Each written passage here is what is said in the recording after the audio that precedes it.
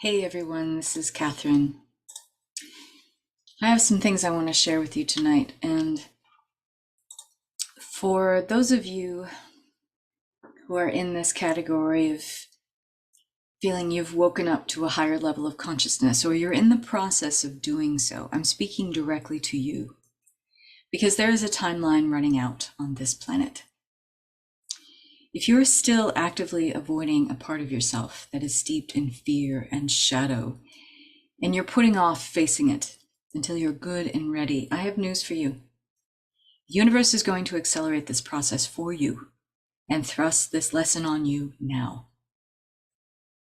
Now, many of you listening to this know exactly what I'm talking about because you're either already experiencing it or you're starting to feel the pangs of a low-grade anxiety creeping into your awareness, and you're saying to yourself, uh-oh, this feels big, whatever it is.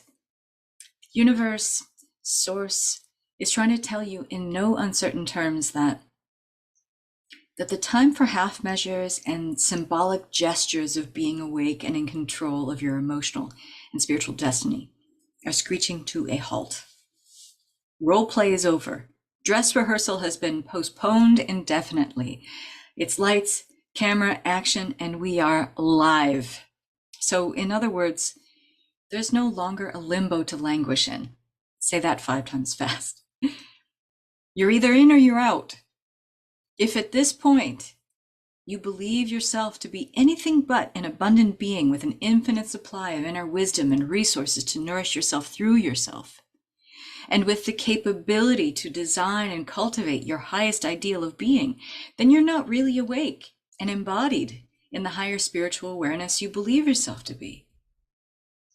This may sound harsh, but hey, this wake-up call is here, like it or not.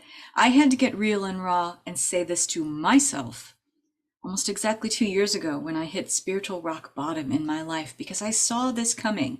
I saw this timeline coming, and here we are. So I'm saying this to you now in order to save you a lot of grief, overwhelm, frustration as the days go on. The crystalline seed at the innermost core of you holds all the nourishment, all the answers, all the solutions, all the abundance you're asking for. However, you can't get to it unless you are in a place of radical self-acceptance of what has gotten you to this current place of reckoning that is bedeviling you at the moment. And then you can see why still you're not living the life you want. Self-acceptance is the prime antidote to avoidance.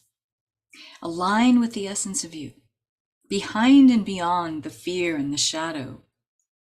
And your inner goal-seeking mechanism and internal guidance system aligns with it too, meaning it just naturally orients to your true north of your abundance, of your prosperity.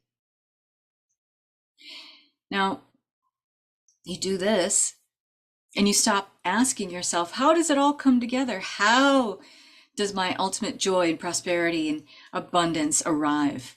How do I finally make it happen? When you do what I'm telling you, that's the how, because it's in a consciousness shift. Your realization and actualization of your highest ideal and the fruits of all those desires, they happen in ways that you wouldn't believe or be able to see from your current level of consciousness. That's how you know you really haven't shifted yet, but you're still in the limbo between states of awareness. Because the how it all fits together, how it all happens, how it all shows up the way you want it to be, is really a consciousness shift involving who and how you be. And you find yourself very busy trying to force an outcome that feels like it should be here, nourishing you and supporting you right now because you've already accessed the higher consciousness shift, right? The shorter answer is no, you haven't. Or you would be enjoying these desirable results that you're asking for right now. It sounds so simple.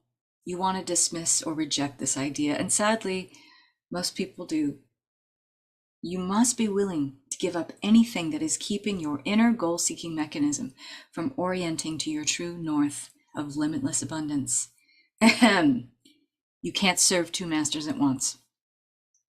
That limbo space that you're in, it stays wide open as long as you try to be the old you and the new you at the same time. You can't. Whatever is most familiar and habitual to be will win out every time, and that's usually the old you. You're going to have to free fall into trust and fully surrender the imprints of a former version of self that is dug in to a self-image that resides in lack, fear, worry, and doubt, in order to create the capacity to receive a luminous, radiant, bountiful, robust, and fulfilling future, a light with more potent shifts to follow. Continuing to struggle at this point in your life is a choice. Just as you have a choice to keep resonating in restlessness and lack, you also have a choice to surrender what is comfortable, familiar, and in decay from lack of movement and growth. Be the brave soul who knows she is meant for infinitely more and courageously reaches for that destiny, acts out as if that destiny is already here, of greater self-nourishment and prosperity. Be a leading edge creator.